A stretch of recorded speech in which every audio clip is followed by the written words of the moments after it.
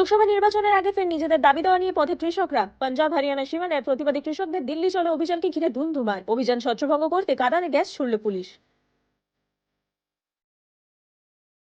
সন্দেশখালীতে 144 ধারা বাতিল করলো হাইকোর্ট। 144 ধারা জারি করতে হলে এলাকা নির্দিষ্ট করে চিহ্নিত করতে হবে, কোন কোন এলাকা উত্তেজনা প্রবণ সেটা নির্দিষ্ট করতে হবে, মন্তব্য বিচারপতির। ফের অসুস্থ কলকাতার মেয়র ফিরহাদ হাকিম। ডিহাইড্রেশনের সমস্যা নিয়ে কলকাতার বেসরকারি হাসপাতালে ভর্তি রাজ্যের পুর ও নগর উন্নয়ন মন্ত্রী। চলতি বছরে এ নিয়ে দ্বিতীয়বার হাসপাতালে ফেরার। মঙ্গলবারও বিরোধীদের অভিযান ঘিরে দিনভর উত্তপ্ত রইল সন্দেশখালী। লোকাল ট্রেনে চেপে বসিরহাট পৌঁছলেন সুকান্ত মজুমদার। বসিরহাট থেকে বাইকে এসপি অফিস যান বিজেপির রাজ্য সভাপতি। বসিরহাটের এসপি অফিস ঘেরাও অভিযানে আহত সুকান্ত মজুমদার। এসপি অফিসে সুকান্ত মজুমদার পৌঁছতেই অগ্নিগর্ভ হয় এলাকা। 144 ধারা ব্যারিকেড ভেঙে বিজেপি কর্মীরা এগোলে পরিস্থিতি সামলাতে লাঠিচার্জ করে পুলিশ।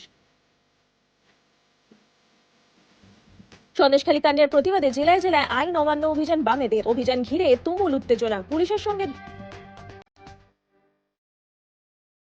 সন্দেশখালীতে যেতে গিয়ে পুলিশের বাধায় কংগ্রেস প্রতিনিধিরা। 144 ধারা দেখিয়ে রামপুরে কংগ্রেসের একটি প্রতিনিধি দলকে আটকে দেয় পুলিশ। পরে সরবেরিয়ার কাছে পুলিশের বাধার মুখে পড়ে প্রদেশ কংগ্রেস নেতৃত্ব।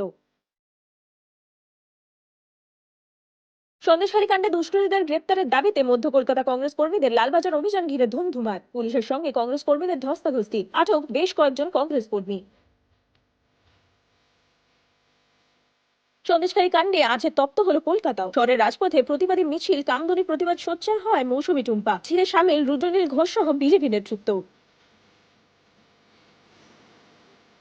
রাশন দুর্নীতি মামলায় ফের অভিযান ইডির। মঙ্গলবার সকাল থেকে সল্টলেক সহ কলকাতার অন্তত 6 জায়গায় তল্লাশি অভিযান চালালো তদন্তকারীরা। তল্লাশি বিশ্বজিৎ দাস নামে এক ব্যবসায়ীর বাড়িতে।